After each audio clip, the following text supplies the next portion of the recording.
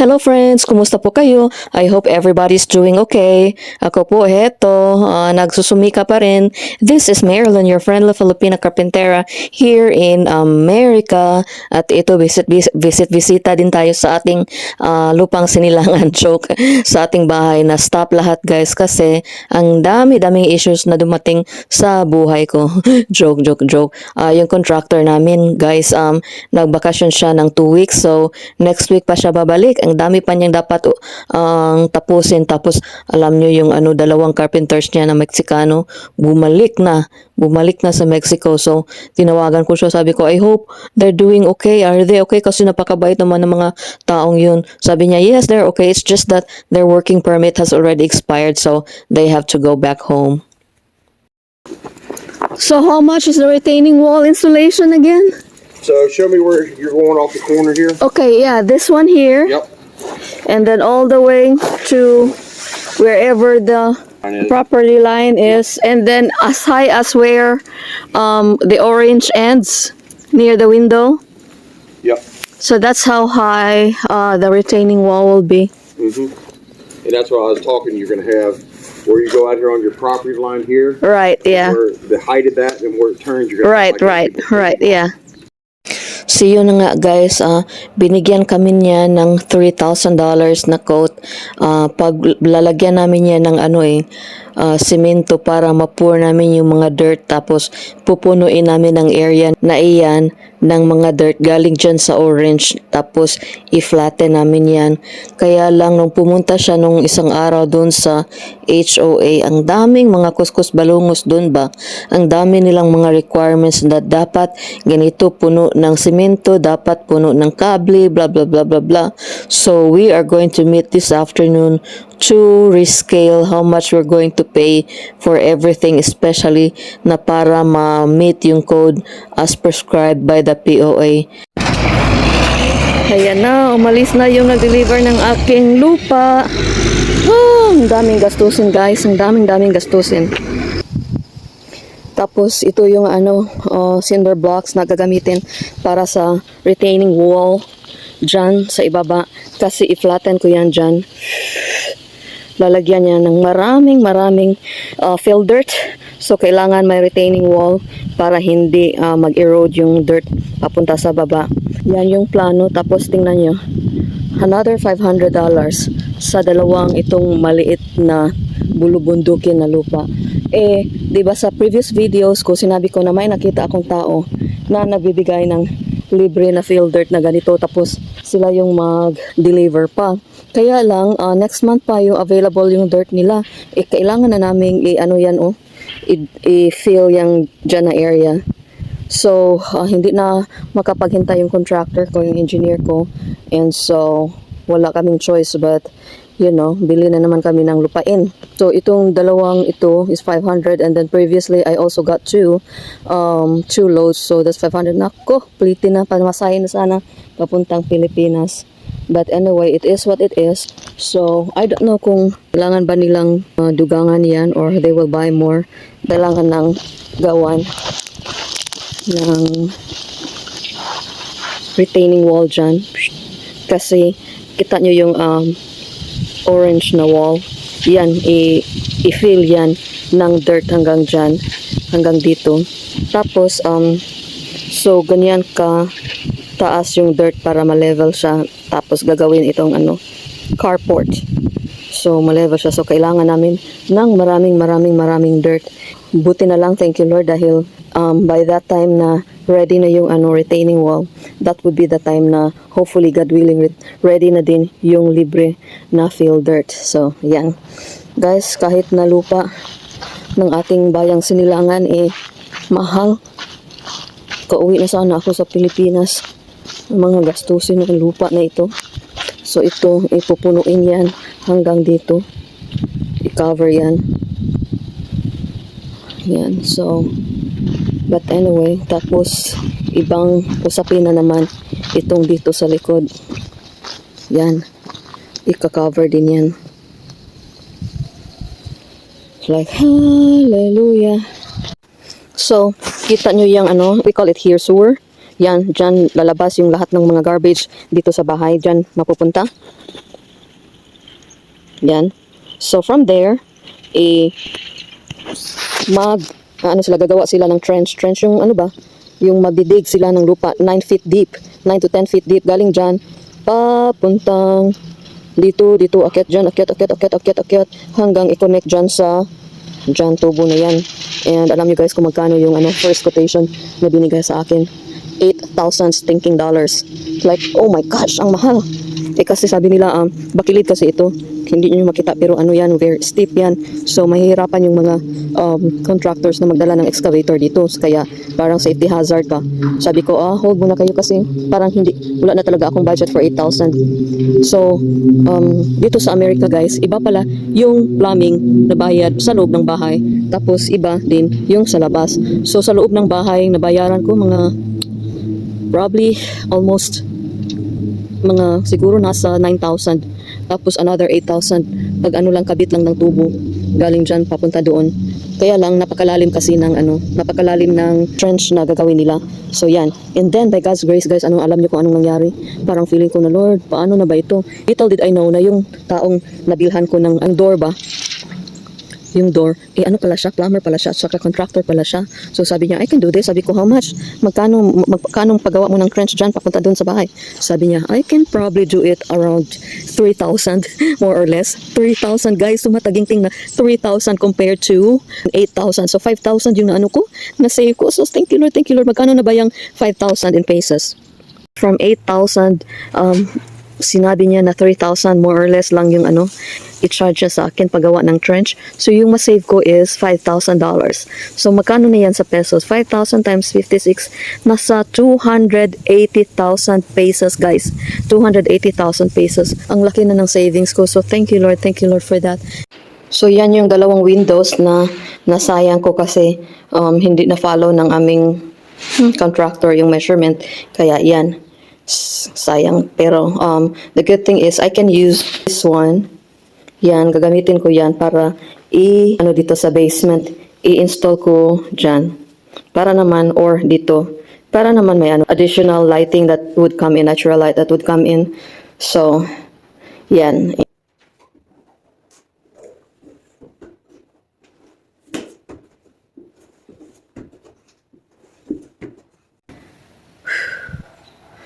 I'm so tired.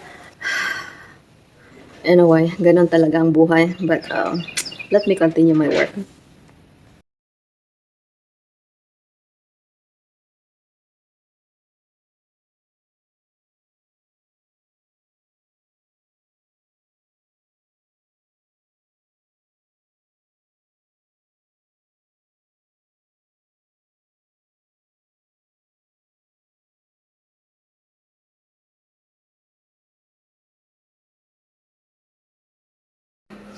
Yan, nilalagyan ko ng marka na X dyan para malaman ng aming friend na karpentero na dyan ko ipalagay yung bintana na yan. Okay, palabas na si karpentera.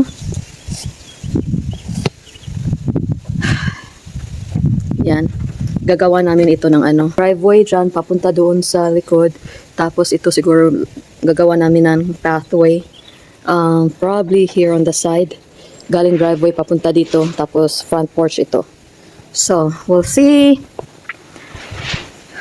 We'll see kung makaya pa ba sa budget, guys. Wala na talaga kaming budget, so nangutang na kami. What happened was, syempre may budget allocation ako for the outside of the house. Yan, lahat dyan. May budget ako dyan, so okay na. Tapos inside the house, budget ko okay na sana. Kaya lang meron kami mga unforeseen expenses. For example, pagkuha ng permit dito. Libo-libo yung kuha ng permit dito. Tapos yung pagbili ko ng blueprint sa bahay na ito, yung design, 1,500. Tapos another thousands, probably, I don't know, 7,000 ito sa retaining wall. Tapos doon pa sa likod, mga 3,000 plus din. Tapos itong mga dirt, hindi ito included sa aking budget. So, yan, tapos mga permits pa, 3,000, almost 4,000 doon sa city, tapos ibang thousands pa doon sa HOA. So, grabe talaga. Almost 20,000 yung budget na dapat sana para dyan sa loob. Kaya, na-short ako, kaya yung asawa ko nangutang siya.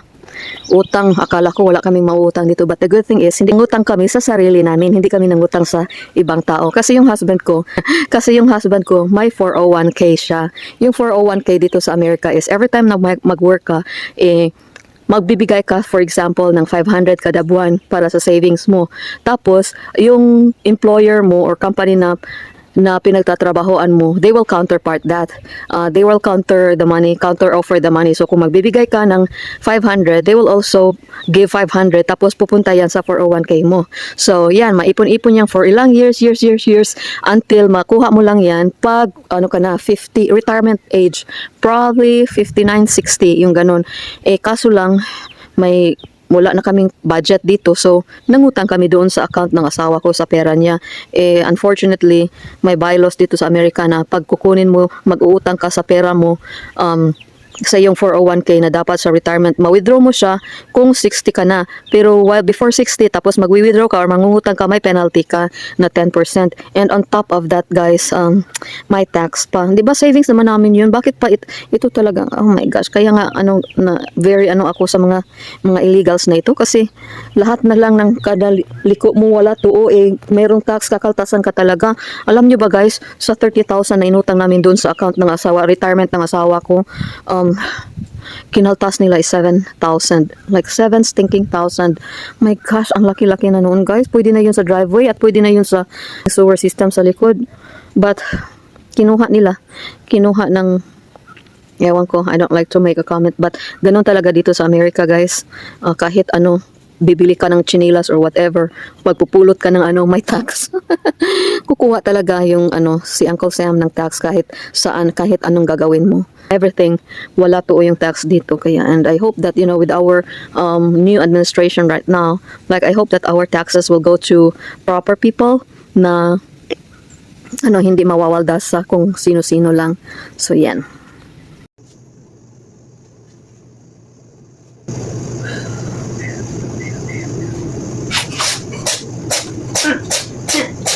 Bumili ako ng kahoy para i-insert ko doon sa aking ginagawang project ngayon. Paano? Malaki yung nakuha ko. Una, nakuha ko maliit. Ngayon, malaki na naman. So, ano ba talaga kuya? So, kailangan ko na lang iputulin.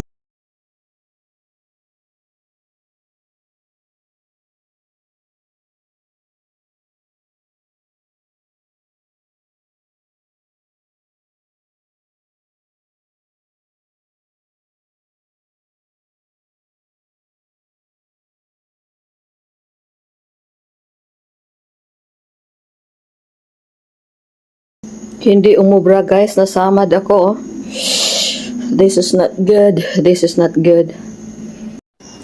So ito po yung magiging peninsula ko. Tapos galing itong ukay-ukay, binili ko yan months ago kasi napakamura.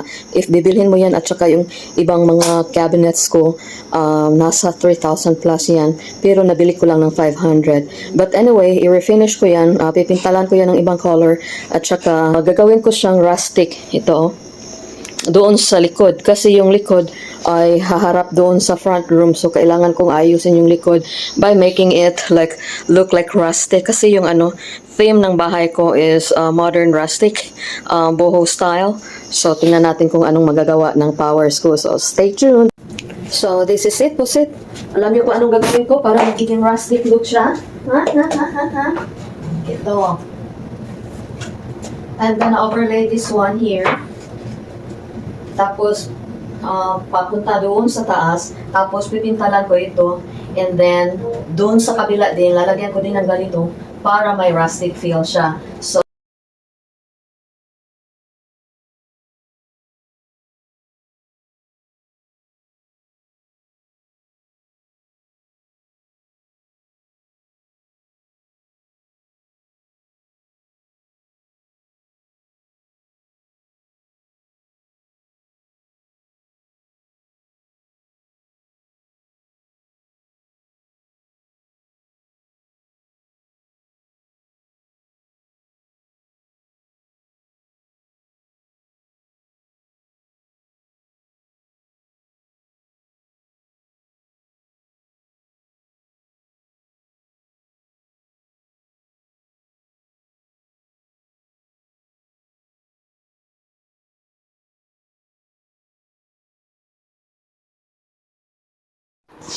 Ayan na yung semi-finish. Tapos, hindi nila correctly na-cut yung yung edge dito. Kaya, gagamitan ko yan mamaya ng circular saw para i-balance yung cut. Para magiging... Puputulin ko ito to make it straight. Gagamitan ko itong circular saw ko. Iwan ko. I have 3 circular saws na palagi kong pinapalit-palitan kasi palaging na bibend yung niya, yung blade niya. I don't know how to install a blade kaya bilhin na lang ako ng bago. So let's see if this would work.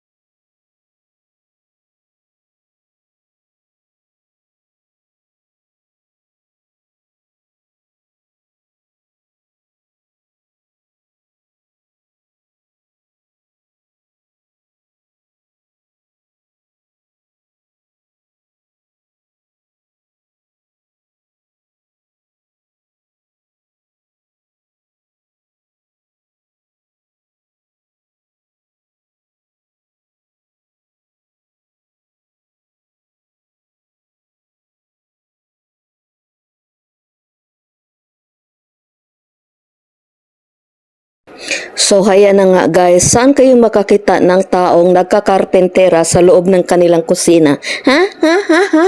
Siyempre, si Filipina karpentera sa USA lang. Siyempre guys, nandito ako sa loob ng bahay nagkakarpentera kasi ang lamig-lamig doon sa labas. Winter kaya dito, nasa negative yung temperature namin. Kaya magkakaging-kaging ako pag doon ako sa labas magtatrabaho. Kaya dito na lang, tapos yung asawa ko na yung mag-aftercare bukas. So, yan lang po ang ating diskusyon ngayong araw na to. Salamat po sa inyong panonood and I really appreciate you guys. Please know na I'm thanking the Lord for all of you. Tapos, ang tabayanan nyo guys ay pakita ko sa inyo in my upcoming videos ang resulta ng aking cabinet project na ito. Gaganda siya guys, promise. Tingnan nyo lang. Abangan nyo, please, pang watch hour din. Please, maawa na po kayo guys. Wala na akong pera guys. Wala na akong pangpatapos ng bahay namin. Joke. But thank you so much for everything. Bye-bye. God bless.